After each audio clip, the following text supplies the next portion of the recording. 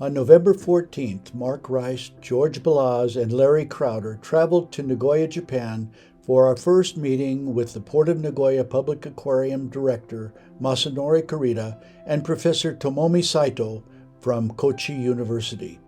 We were there to discuss the methodology and logistics for the first phase of the sea turtle research experiment on the thermal corridor hypothesis.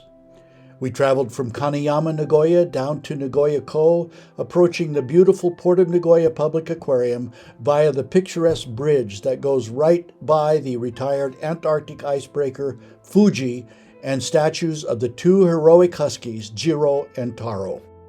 Director Kurita gave us a brief tour of the aquarium's large sea turtle display and oceanarium, where they have dolphins and killer whales and put on daily shows.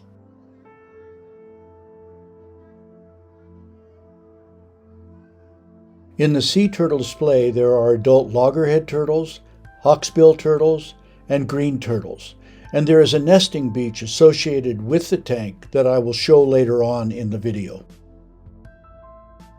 The Oceanarium Dolphin Show was attended by hundreds of elementary school children and presented information about the charismatic marine mammals, their biology, and conservation efforts being made to protect them.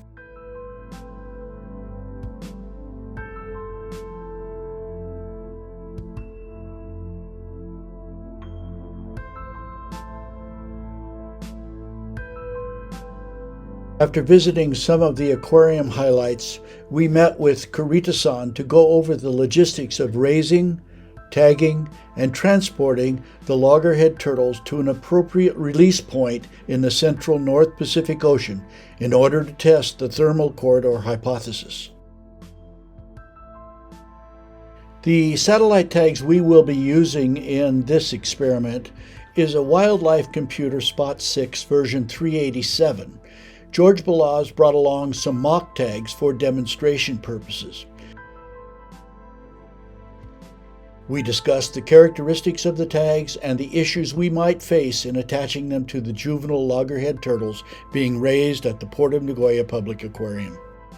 Larry Crowder, chief investigator of the Stretch Project, and aquarium director Kurita shook hands across the Pacific as a symbolic gesture of our cooperative venture. Later on in the day, Larry explained the project to some Japanese news agencies, and they wrote and published a couple of articles about the project.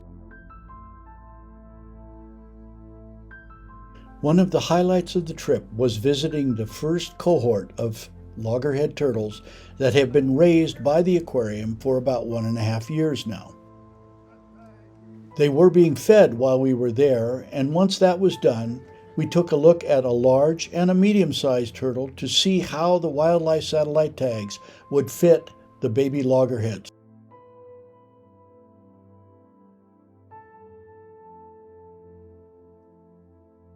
The baby loggerheads have elevated spines on their central scutes, which sort of gets in the way of placing the tag.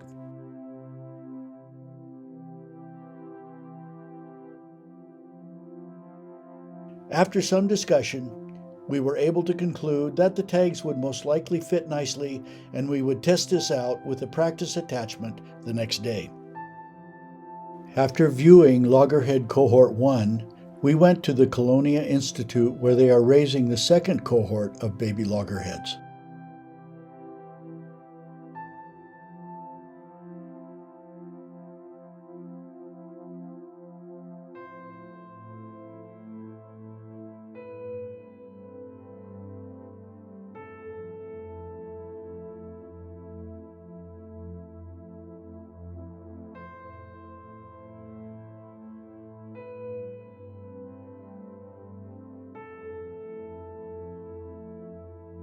They are only about 6 months old, and, as is obvious from the video, they are always hungry.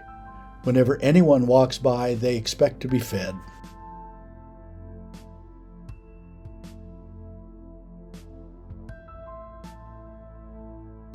The next day, Masanori Mori, the Sea Turtle Program Director at the Port of Nagoya Public Aquarium, picked a medium-sized turtle for us to do an attachment of a mock Spot 387 tag.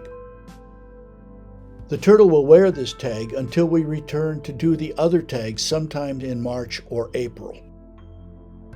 George Balaz and Tomomi Saito transported our loggerhead over to the Colonia Institute, where we worked to attach the tag. The spines of the anterior central scutes were filed down slightly, and then a tag, supported by a silicone elastomer putty, was fitted to the turtle's carapace.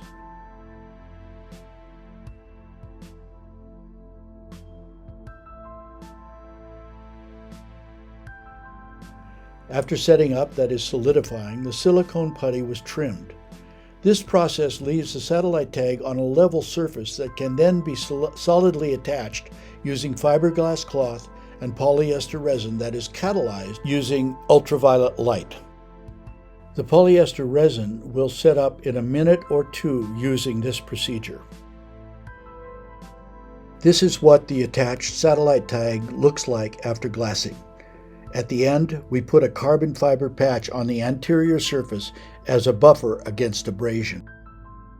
When we were satisfied that the resin was solid, we transported the turtle back to a holding bin for an overnight wait. The aquarium personnel will put the tagged turtle on view in the Colonia Institute for the public to see.